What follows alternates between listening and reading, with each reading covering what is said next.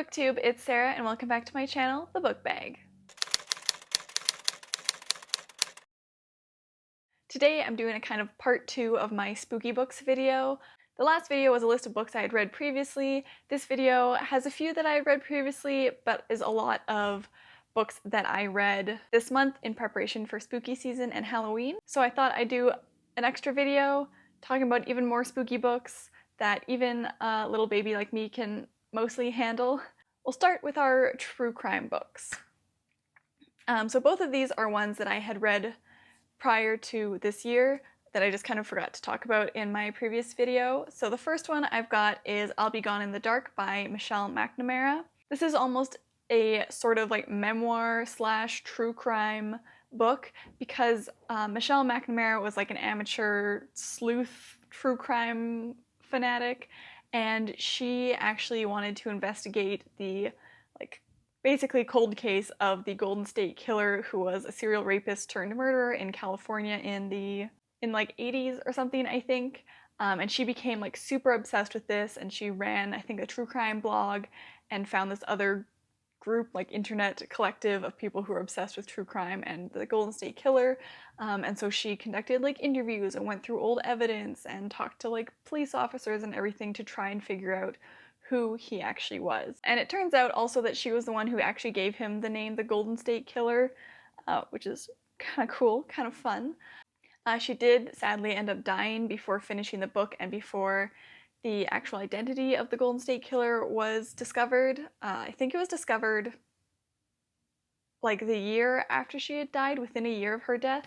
So it was kind of sad that she didn't get to see a lot of her work come to fruition. She had also said in the book that she believed that like his name was in the evidence somewhere and that it would be down to like technology, either like the geomapping or DNA tracing, that would reveal who he was. And it did end up being DNA that caught him because one of his distant cousins or something did like a 23andMe or Ancestry.com, whatever, like one of those swab things, and they tell you your ancestry percentages. So a cousin or a relative of his did it, and they managed to like track it back to DNA from crime scenes and then trace it back to this relative and then to the Golden State Killer. So that's like pretty neat.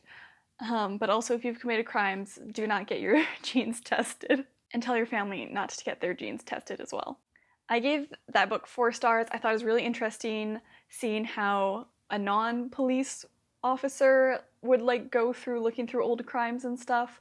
And it's also a story of her obsession with this case and how it consumes her whole life to the detriment of her relationships with other people and like other events and hobbies in her life. So it's really interesting and I enjoyed it a lot. The other true crime book I have to talk about is In Cold Blood by Truman Capote. This is like the classic true crime novel written, written a long time ago. I also gave this one 4 stars because it's written really intimately almost.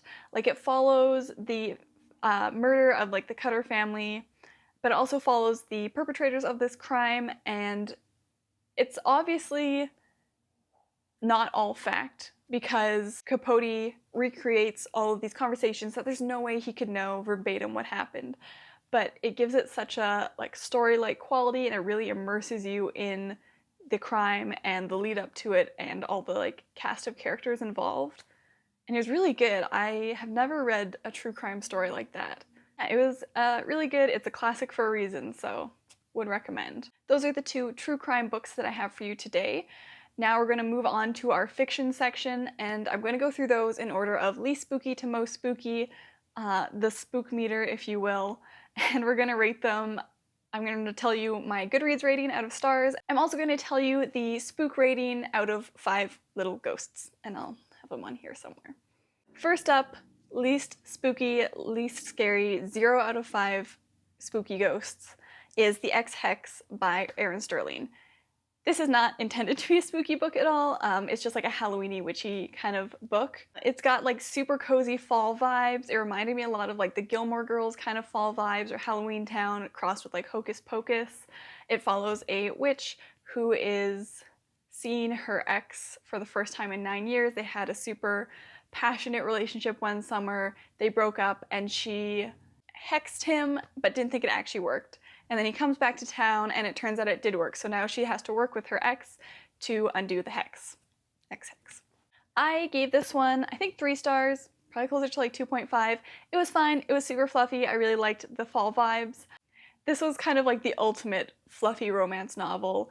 The relationship between the 2 characters, even in like the flashbacks to the 9 years before, the relationship was entirely physical, it felt like. I didn't see any like real like emotional or intellectual or anything connection. It was just like, oh my god, he's so hot, I can't control myself around him. So that was a little, and it was kind of like insta-lovey, hard to buy for me personally. And then also like the plot was hanging on by a thread. It was easily discarded in order for them to go make out in random places. And normally, like, you know, it's a romance. I don't mind if like the romance is central to the plot. However, this one was like, oh my god, like you've cursed this guy, now the whole town is having issues with the magic, we gotta solve this quickly, and then it would be like 20 pages of them like having sexual tension and making out and stuff. And I was like, is this not like life-threatening almost? Why are you not more concerned about this? So it was cute and the cover is really great, but it was like a little too fluffy for the plot and the premise that had been set. The next one we have is also a new release this year. It's called Payback's a Witch by Lana Harper. This one is also a romance, but features 3 witches who all dated the same guy at various times. He broke up with them, broke all of their hearts, and now they are teaming up to destroy him. Not like actually destroy him, but to get revenge. There's also like a gathering of like the founding families in the town as they compete in what is like basically a Triwizard tournament to see, and the winning family gets like money and prestige and extra powers and stuff. It also has a sapphic romance in it, which was super great and sweet. I thought this one did a really good job of mixing the plot with the romance, having that tension, but still not being like, oh, anyways, plot can just get out of here. The way that the Ex Hex did. I gave this one 4 stars. I thought it was really great. I liked the characters. I liked the kind of challenge, obstacle course, scavenger hunt sort of thing that was going on. That was a fun little addition. And it also, like, the stakes weren't too crazy high, so it didn't feel... The Ex Hex, it felt like there was, like, life or death and then, like, crazy romance. This one, there's a little bit more, like, town legacy and then romance, so it was less contrast between the two. This one also gets a spook level of like 0 out of 5 ghosts because it's a romance and the intention was like Halloween witchy vibes, which I got. So next up I have A Lesson in Vengeance by Victoria Lee. This one is also a new release, lots of new releases this year. And it is a dark academia book. Basically, this follows a girl when she comes back to school after her girlfriend having been murdered the previous year. And this is like a super fancy school where they're very like self-directed. They kind of all work on their own like thesis throughout the year and present it. And it also has a history of witches in the past. People say that there is this group of girls who all died mysteriously, that they were like witches, and that they haunt the buildings. So our main character comes back. After having been away, her girlfriend died, she's still grieving. She meets like the new group of seniors and starts to become friends with them, and then like things start happening and she's like, oh my gosh, maybe it is haunted here, maybe I'm going crazy. Oh! And it also has a sapphic romance in it, and it was really good, and it had lots of like good twists and turns where you're like, oh, it's definitely ghosts, and then you're like, oh no, it's definitely someone messing with her. And I was kept guessing pretty much all the way to the end, and has a great twist too, which is very exciting.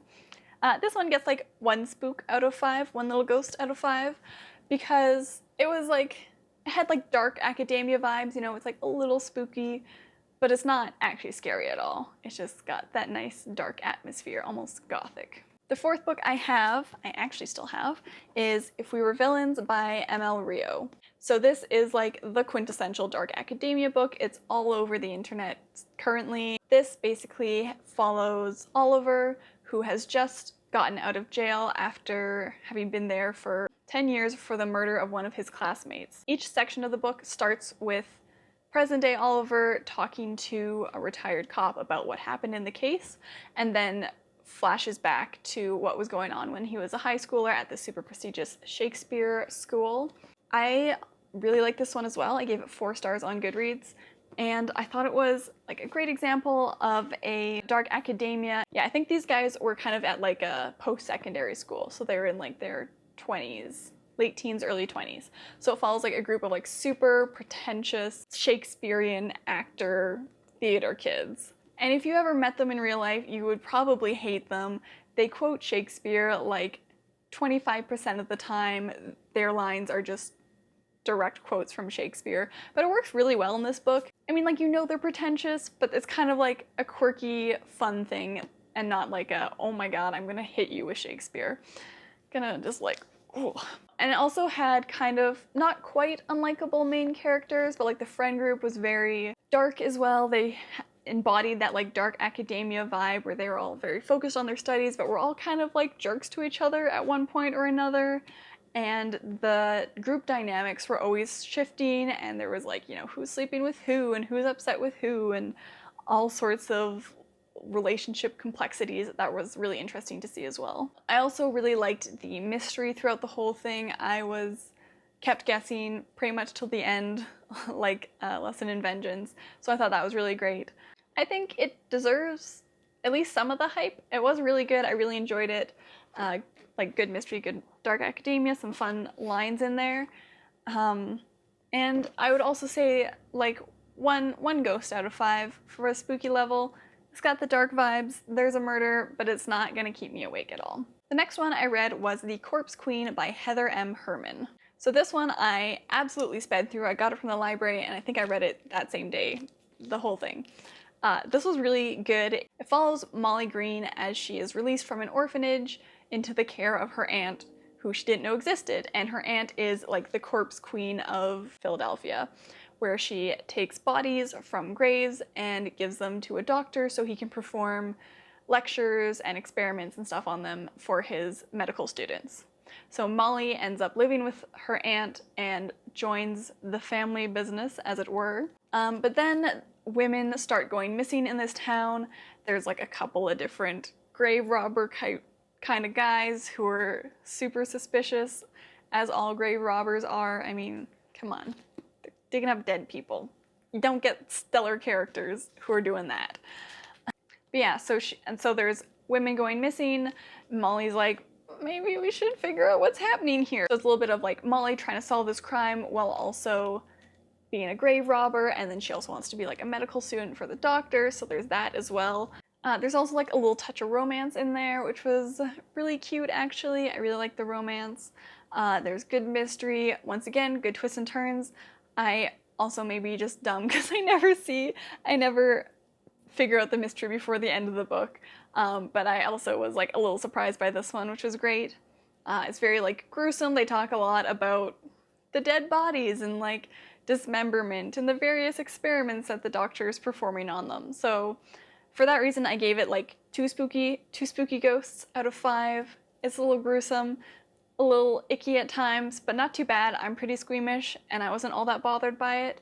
I think it is such a fast-paced book that you don't have time to dwell on the ickier aspects of it. And the romance was really nice, which is weird in a book about grave robbers, but go figure. But I gave it 4 stars on Goodreads because I had a grand old time reading it. The next one is one that I read a while ago, several years ago. I don't know when, like 5+ years ago, I think. And it's This Dark Endeavor by Kenneth Opel. Also Such Wicked Intent, also by Kenneth Opel. It's a duology that follows Victor Frankenstein, yes, that Frankenstein, as a teenager. So in the duology, Victor has a twin named Conrad who is ill, and so Victor and some like friends and cousins and stuff go to this dark library that his family has in their house to try and find a cure and like the elixir of life to help save his twin.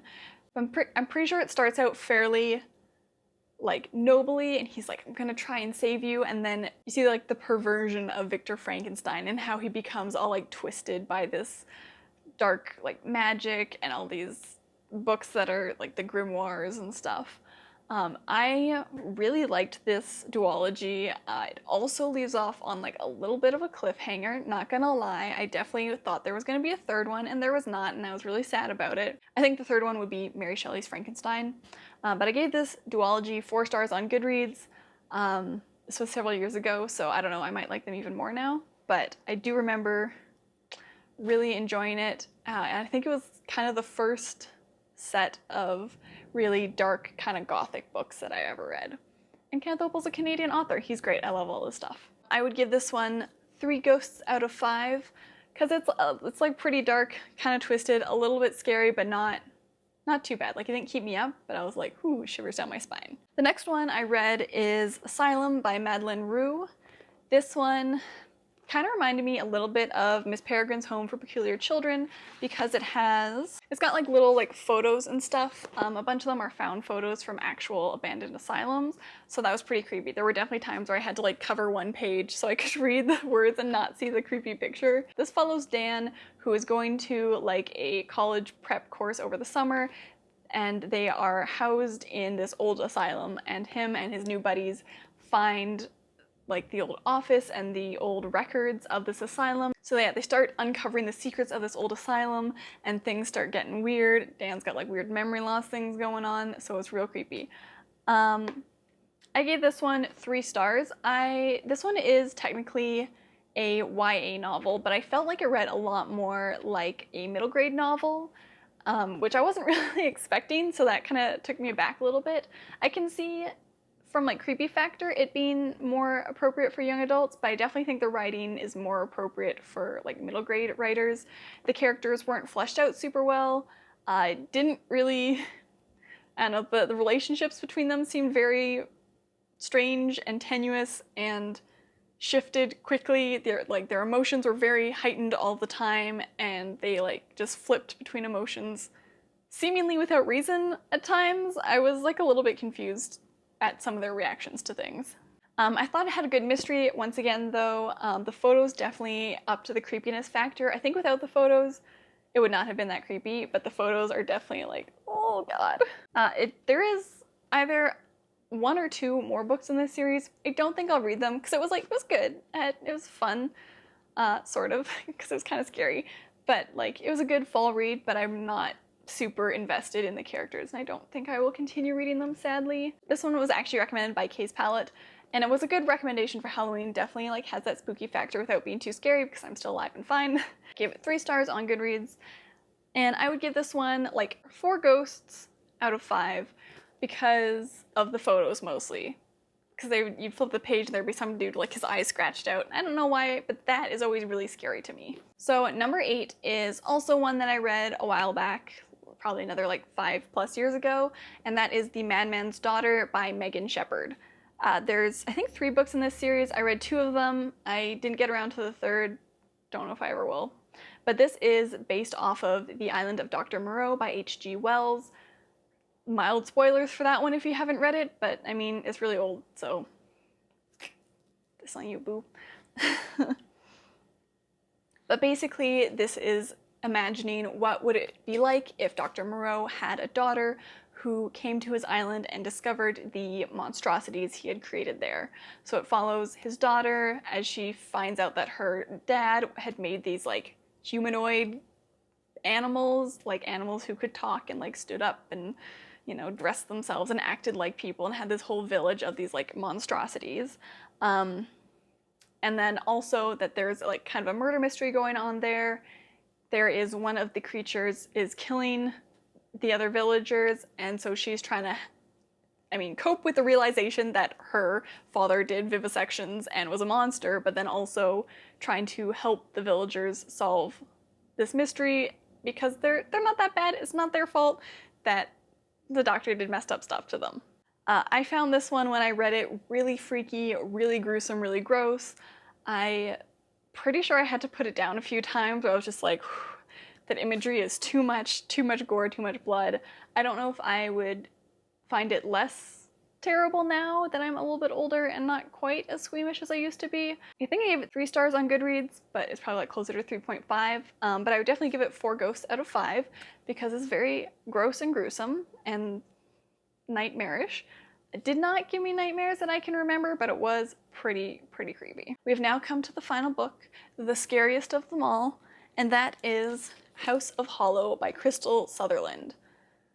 You guys, I'd heard before that this book was scary, and I was like, we'll give it a try. If it's too scary, I can always put it down. And I'll read it during the day, exclusively during the day. That way it's not that scary. I'll read it during the day. I'll forget about it by bedtime. Do you think that happened? Of course it didn't happen. This book, I swear to God. This follows Iris Hollow, who, when she was 7, had gone missing with 2 of her sisters, and then later reappeared a couple months later with no memories. So she's just, you know, trying to make it through life as having done that, and not having memories of that at all. And her 2 sisters have left home, and they are on their own now. And they come back, and they're all reunited, and then the one sister goes missing again. Iris and her sister Vivi looking for their older sister Gray. There's a man with a bull skull over his head who is also maybe following them. So it's like part mystery, they're trying to figure out where Gray went. They've also got this creepy guy following them. What does he need? Scared the living daylights out of me. When I was reading it, I was like, oh man, this is really creepy, kind of icky, a little gruesome, but like I can handle it. I finished the book in the afternoon, way before bedtime. I went to bed. I kept imagining that the frickin' bull skull man was gonna be standing in the shadows in my door, and I stayed up until 2 a.m. and even then I could not fall asleep unless I had the light on. And I took melatonin.